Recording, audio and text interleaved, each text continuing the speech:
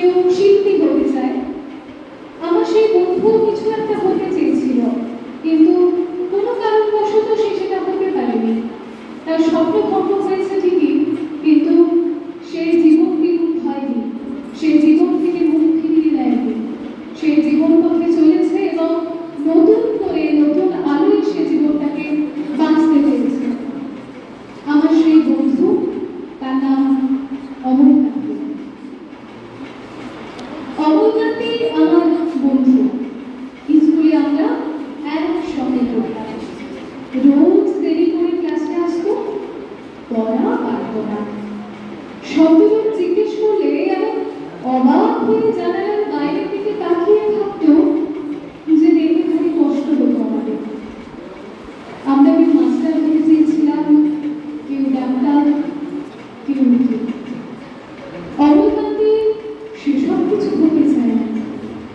সে রোদ্দুর হতে চেয়েছিল।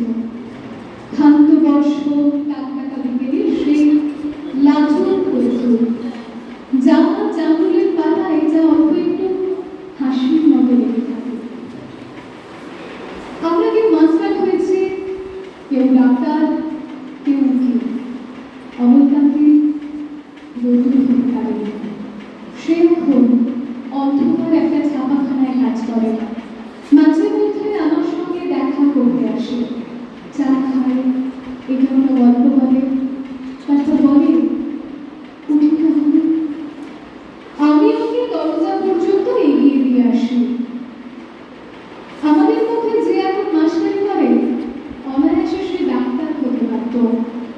যে ডাক্তার হতে চেয়েছিল, উকিল হলে তার এমন কিছু ক্ষতি হতো না।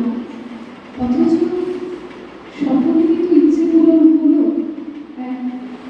অমল কান্তি ছাড়া। সেই অমল কান্তি যে রোদ্দুর হতে পারেনি। অমল কান্তি রোদ্দুরের কথা ভাবতে ভাবতে ভাবতে ভাবতে যে একদিন রোদ্দুর হয়ে যেতে চেয়েছিল। নমস্কার।